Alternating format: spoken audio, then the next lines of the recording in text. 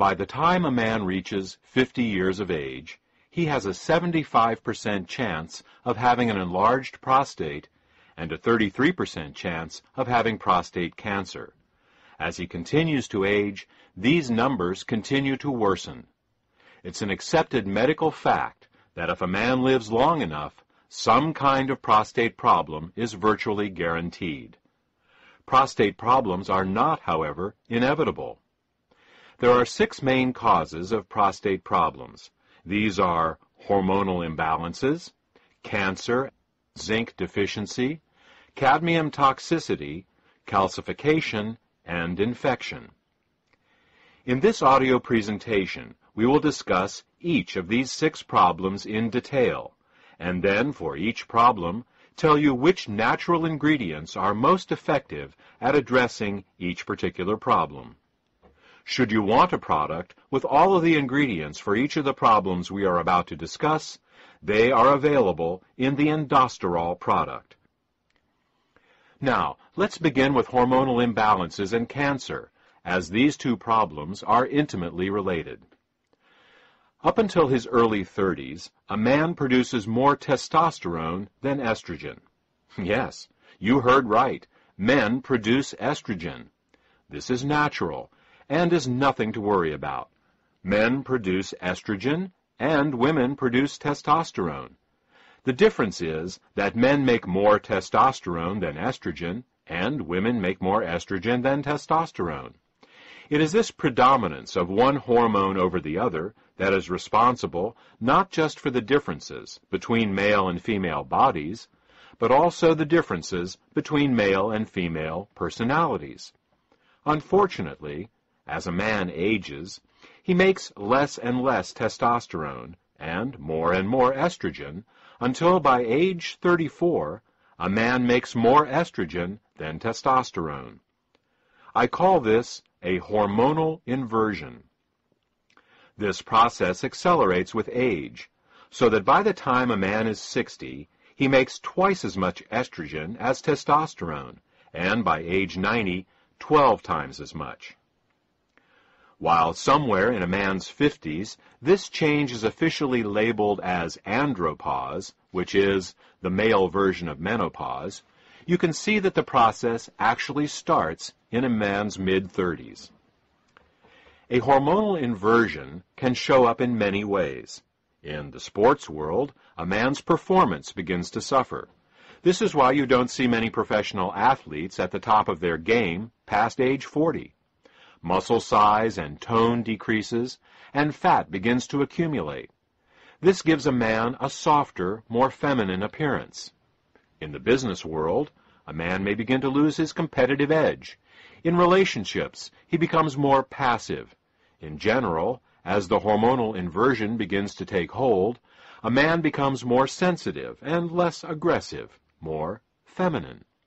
Regardless of how you feel about the effect of female hormones on your personality, the male body doesn't like it at all.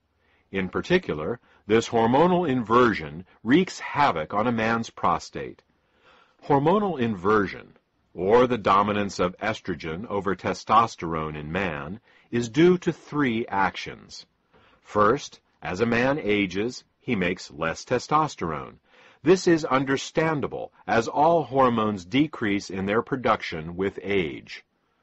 Second, some of his testosterone begins turning into dihydrotestosterone, or DHT for short. This happens courtesy of an enzyme called 5-alpha reductase, whose job it is to convert good testosterone into its evil counterpart, DHT. It's DHT that is the main cause of hair loss and prostate enlargement. Did you ever wonder why baldness is predominantly a male problem? It's because men make more testosterone than women and thus are at greater risk of having more testosterone that turns into DHT.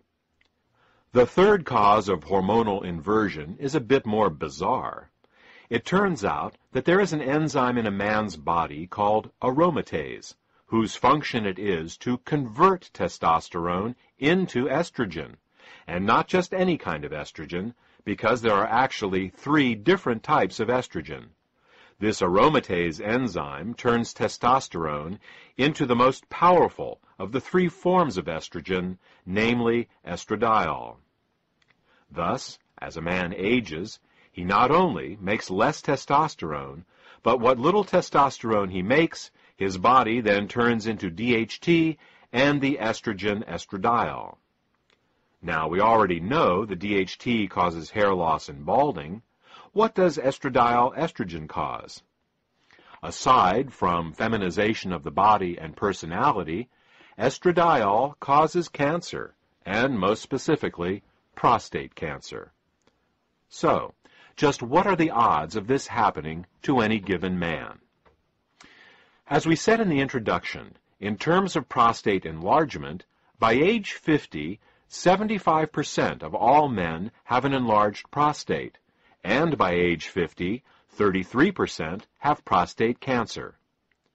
Prostate cancer is the most common non-skin cancer in the United States, and the second leading cause of death from cancer among U.S. men, after lung cancer. As a man gets older, these numbers get much worse, and if a man lives long enough, prostate enlargement and cancer are virtually guaranteed. Medical treatments for an enlarged prostate and prostate cancer often leave men in diapers, unable ever to have sex again. So what do we as men need to do? We need to increase testosterone production, block the enzymes 5-alpha reductase and aromatase, and find some way of dealing with a prostate that has already become cancerous and enlarged. Alternative medicine has identified many natural ingredients that can help us do this, but the best of all of them are beta-sitosterol and ellagic acid.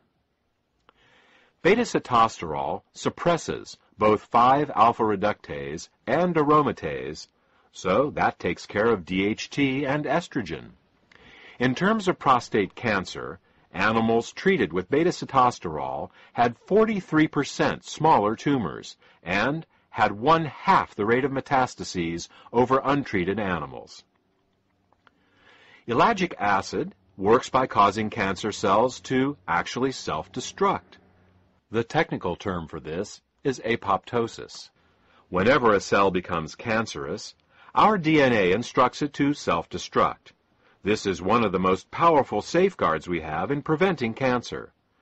Unfortunately, some cancer cells manage to block this signal. These are the cells that go on to grow and form tumors. What ellagic acid does is to reinstate the self-destruct signal in these cancer cells. Ellagic acid does this for all cancers, but studies show that it is particularly effective at this for prostate and breast cancers. So, what should we do? Go out and buy some beta-sitosterol and ellagic acid?